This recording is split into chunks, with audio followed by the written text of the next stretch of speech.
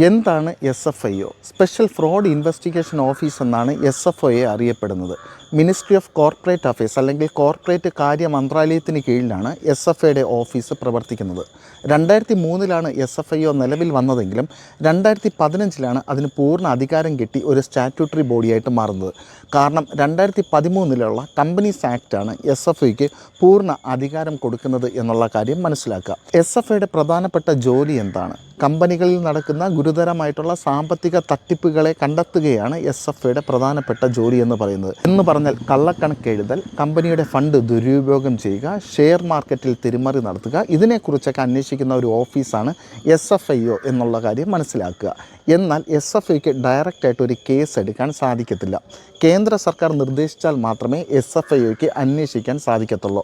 കേന്ദ്ര സർക്കാർ എന്തിൻ്റെ അടിസ്ഥാനത്തിലായിരിക്കും ഈ അന്വേഷണത്തിന് ഉത്തരവിടുന്നത്? ഒന്ന്, ഏതെങ്കിലും ഏജൻസിയുടെ കണ്ടെത്തൽ വളരെ ഗുരുതരമാണെന്ന് കേന്ദ്ര സർക്കാരിന് തോന്നുകയാണെങ്കിൽ. രണ്ട്, ഏതെങ്കിലും പൊതു താൽപ്പര്യ ഹർജിയുടെ കീഴിലാണെങ്കിൽ. മൂന്ന്, എവിടെയെങ്കിലും ഏതെങ്കിലും ഒരു കമ്പനിയിൽ വളരെ ഗുരുതരമായിട്ടുള്ള ഒരു സാമ്പത്തിക തട്ടിപ്പ് നടന്നിട്ടുണ്ടെന്ന് കേന്ദ്ര സർക്കാരിന് തോന്നുകയാണെങ്കിൽ SFIയുടെ അടുത്ത് അന്വേഷണത്തിന് കേന്ദ്ര സർക്കാരിന് ഉത്തരവിടാം. SFIയുടെ അധികാരങ്ങൾ എന്തൊക്കെയാണ്? ഒരു കമ്പനിയിൽ കയറി റെയ്ഡ് ചെയ്യാനുള്ള അധികാരമുണ്ട്, അവിടുത്തെ ഡോക്യുമെൻറ്റ്സ് പിടിച്ചടക്കാനുള്ള അധികാരങ്ങളുണ്ട്, അതുമാത്രമല്ല അവിടുത്തെ മാനേജിംഗ് ഡയറക്ടർമാരെയും ജീവനക്കാരെയും ചോദ്യം ചെയ്യാനുള്ള അധികാരമുണ്ട്, അറസ്റ്റ് ചെയ്യാനുള്ള അധികാരവും SFIക്കുണ്ട്.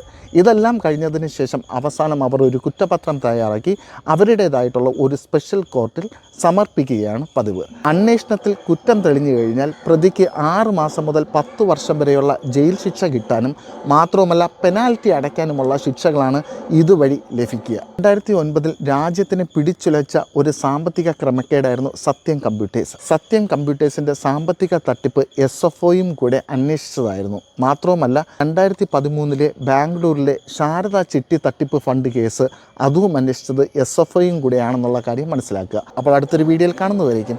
ബൈ.